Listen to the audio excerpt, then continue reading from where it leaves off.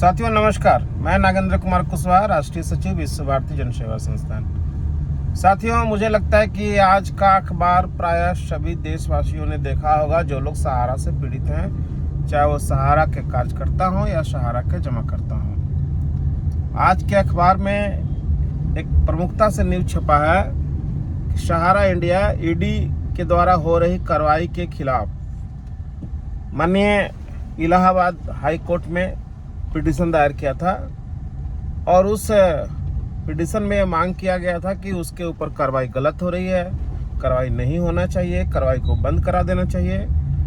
लेकिन जैसा कि अखबार का न्यूज़ बता रहा है कि माननीय कोर्ट ने इनकी तर्कों को नहीं माना और जो जांच और कार्रवाई ईडी के द्वारा किया जा रहा है उसको बिल्कुल सही माना। 4 सोसाइटियों को जो पैसा का इन लोगों ने गबन किया है, मनी लॉन्ड्रिंग का काम किया है, उसको जांच कंटिन्यू करने को कहा गया है। साथियों, सहारा की ये बहुत पुरानी आदत रही है। सहारा के ऊपर में आप किसी भी प्रकार का कोई केस करें, कोई लीगल एक्शन लें, तो सामने वाला पार्टी को ही वो दोषी बनाने पर तुला हुआ रहता है। आपने देखा होगा जब रिजर्व बैंक ऑफ इंडिया इसके खिलाफ कार्रवाई किया तो ये रिजर्व बैंक ऑफ इंडिया को ही दोषी बना रहा था। जब इनकम टैक्स ने इसके ऊपर कार्रवाई किया तो इनकम टैक्स को ही दोषी बना रहा था। जब सेबी ने इसके ऊपर कार्रवाई किया तो सेबी को ही गलत बता रहा था। झारखंड सीआईडी ने इनके ऊपर कार्रवाई किया तो झारखंड सीआईडी को ही गलत बता रहा था। अब ईडी ने इनके ऊपर कार्रवाई किया तो ईडी को ही गलत बता रहा है। एजेंट इनके खिलाफ में केस करते हैं तो एजेंट को ही दोषी बना रहता है कि हमने तो कहा ही नहीं था कि तुम जाकर के पैसा ला करके सहारा में जमा कराओ, हमने तो मना किया था, हम तो कभी नहीं कहे थे। एजेंट स्वयं से कमीशन के लालच में पैसा जमा किए तो एजेंट ही दोषी है। मतलब कभी अपने माथे के ऊपर इन लोगों ने लिया ही नहीं कि गलत हम हैं। सामने जो भी इनके खिलाफ जांच करे, चाहे वो कोई सरकारी एजेंसियां हो या कोई इनके ऊपर केस करे, वो चाहे जमाकर्ता हो या कार्यकर्ता हो, सबको दोषी बनाता हुआ चला जाता है। आखिर कब तक? कहीं न कहीं न्याय के मंदिर में बैठे हुए लोग न्याय तो करेंगे ही ना, और वो अब स्टार्ट हो चुका है। इसी प्रकार झारखंड में जब हम लोगों ने इनके ऊपर केस किया, क्रिमिनल केस 400 करोड़ रुपए का, तो इनके जितने भी अभियुक्त हैं उसमें इन लोगों ने सब के सब जाकर लगभग 17-18 रिट याचिका हम ही लोगों के खिलाफ में दायर कर दिया कि इनका केस ही गलत है, केस को केस करा दिया जाए, केस को खत्म करा दिया जाए। और माननीय हाई कोर्ट में इन लोग पिटीशन दायर कर दिए क्योंकि इनको पता था कि विश्व भारती जन सेवा संस्थान के लोगों के पास इतना पैसा ही नहीं होगा, क्योंकि उनके पास लड़ने के लिए तो काफ़ी पैसे हैं और हम लोग तो रहे लूटे पीटे लोग, हम लोग कहाँ से उतने पैसे लेके आ पाएंगे। तो ये लोग हम ही लोगों का केस को केसिंग कराने के लिए, केसिंग का मतलब होता है केस ही गलत हुआ, वो केस को ही खत्म कर दीजिए, ये लोग चले गए।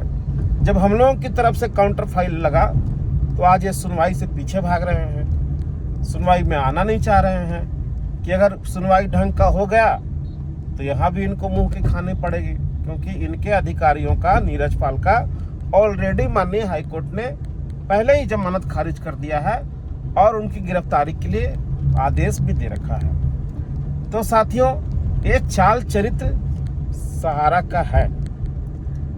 ये जब लगा कि हम पूरी तरह से शिकंजा में फंस चुके हैं तो अपने 88 प्रॉपर्टियों को बहाना बनाते हुए बेचना उसको नहीं है, क्योंकि उसमें कई प्रॉपर्टी तो ऑलरेडी पहले से ही सोल्ड है, पहले से ही बिके हुए हैं। तो उसकी आड़ में ये चाह रहा था कि किसी भी तरह से माननीय सुप्रीम कोर्ट से राज्यों के जितने भी केस हैं, थानों के जितने भी केस हैं, उसको सब माननीय सुप्रीम कोर्ट के से एक आदेश पर आप पारित करा करके वहीं एक कमेटी बनवा दिया जाए और उस केस में सबको ट्रांसफर करा दिया जाए और राज्य से कोई मतलब ही न रह जाए। ये बहुत बड़ा चाल खेला गया था सहारा के द्वारा। लेकिन इस देश के न्याय का मंदिर सर्वोच्च न्यायालय ने इसको ऐसा कोई अभी तक आदेश नहीं दिया है कि तुम राज्यों का केस को खारिज करा सको। जो जहां केस चल रहा है कार्रवाई होते रहेगी। पिछले माननीय चीफ जस्टिस संजीव खन्ना जी ने भी जो सुनवाई हुआ था सितंबर 2024 में, उस आदेश में भी साफ लिखा है इन लोगों ने मांग किया था कि राज्यों का केस, थानों का केस खत्म कराने के लिए। उसमें स्पष्ट दिखा गया था कि जो केस जहां चल रहा है उस केस को सहारा से भी केस से कोई मतलब नहीं होगा। जो जहां केस चल रहा है, चाहे वो कंज्यूमर कोर्ट का हो, थाना का हो, कोई जांच एजेंसी का हो, वो सब का सब चलता रहेगा। सहारा से भी एक अलग केस है जिसमें सहारा को 24,700 करोड़ रुपया जमा करना है और वो 24,700 करोड़ रुपया जमा करने में अभी तक के विफल साबित हुआ है। वो मैटर से आम मैटर का कोई लेना देना नहीं है। तो साथियों, ये रहा सहारा का चाल चरित्र। न्याय मिलना शुरू हुआ है और मुझे लगता है कि बहुत संपूर्ण न्याय बहुत जल्द देश के तमाम 13 करोड़ जमाकर्ताओं को जल्द मिलेगा कि मामला अब ज़्यादा लंबा चलने वाला नहीं है। एक तरफ ईडी की कार्रवाई, दूसरी तरफ सीआईडी की कार्रवाई, तीसरी तरफ एसएफआईओ की कार्रवाई, चौथे तरफ माननीय सुप्रीम कोर्ट की कार्रवाई। कहीं से बचने वाले नहीं है। देश के जमाकर्ताओं का संपूर्ण ब्याज समेत इनको भुगतान देना पड़ेगा तथा भुगतान के साथ साथ इन सहारा के देशद्रोही अधिकारियों ने जो देश के लोगों को छला है, देश के लोगों को ठगा है, इन्हें जेल जाने से कोई रोक नहीं सकता है। इन्हें जेल जाना होगा।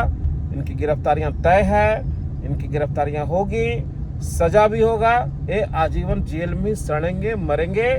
जो 10,000 12,000 लोग सहारा के जमाकर्ता इस दुनिया को चले गए पाई पाई के लिए, आज उनकी आत्माएं कहीं न कहीं थोड़ा सा उनको सुकून मिल रहा होगा और वो भी भगवान से प्रे कर रहे होंगे कि जिस प्रकार हम लोग तड़प तड़प करके पैसे के लिए मर गए, सहारा के अधिकारी को भी जेल में तड़प तड़प करके वैसे ही मृत्यु मिलना चाहिए। चलिए साथियों, ज़्यादा कुछ नहीं बोलेंगे, संक्षिप्त वीडियो है। पुनः फिर आपसे एक नई वीडियो में मिलेंगे। तब तक के लिए नमस्कार, जय हिंद, वंदे मातरम।